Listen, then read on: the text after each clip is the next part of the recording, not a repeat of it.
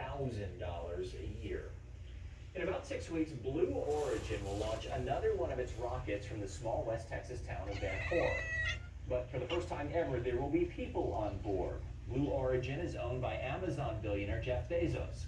And today we learned that Bezos himself will be one of the 3 passengers. His brother will join him, along with whoever bids the most amount of money for that 3rd seat. The 10-minute flight to the edge of space is set for July 20th. Electric scooters are coming to Plano. Bird Rides will start operating in the city this week. Riders can find the scooters using an app on their phone.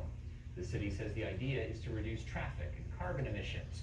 Riders must obey all traffic laws, and scooters are not allowed on city sidewalks. It's not often that Fort Worth gets to roll out the red carpet for worldwide movie premieres, but tonight the city did just that at the newly remodeled Isis Theater on North Main Street. The film is called 12 Mighty Orphans. It tells the inspiring story of a scrappy high school football team made up of orphans from the Masonic home from the 1930s during its Cinderella season. The film's stars include Robert Duvall and Dallas's own Luke Wilson.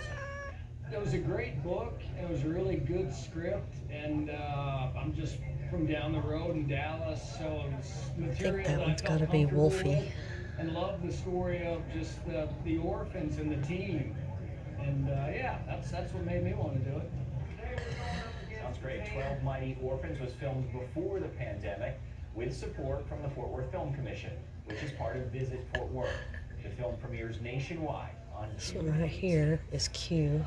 Now to the wild weather that caught our attention up north. Check out this tornado spotted near Denver. This happened around 5 p.m. Mountain Time. At least one home was damaged by a downed power line that led to a fire, but so far there are no reports of any injuries. And what an impressive sight that is. Yeah, that caught our attention in the newsroom. It was on one of the monitors, and we're getting our dinner and stuff, and all of a sudden it's like, wow, that looks, where is that? Denver, wow. Yeah, it was pretty impressive tornado or land spout. Sometimes they're kind of the weaker cousin to the tornado, but for all intents and purposes, it was a tornado. Things are quiet around here. We had the wet day today, things settling down. A couple of storms are possible in parts of the area overnight.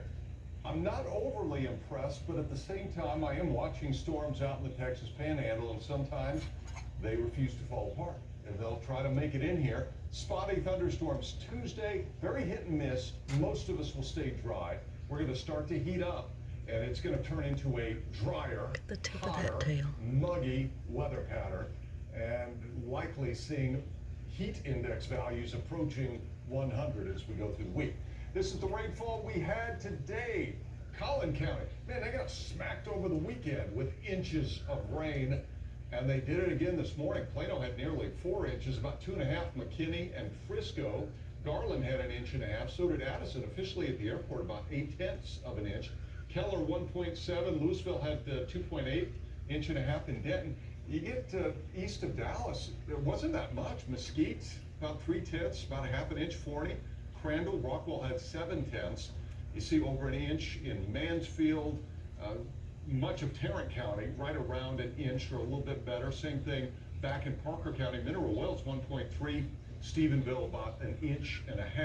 This is the radar showing the rain from earlier today moving away. Then this is what has my attention, that cluster of thunderstorms north of Lubbock. There is a severe thunderstorm watch that's in effect, and it's very possible this could fall apart as it moves farther to the southeast. But there's also a chance just enough of it will hold Windows together. filthy. Spotty thunderstorm chance tomorrow about 20 to 30%. Then look at this, a whole bunch of dries Wednesday through Saturday, even on into next week. So here's Futurecast, stopping at 7 in the morning. A couple of spotty storms. Really doesn't show that cluster making it in here. And then as we go into the afternoon, there's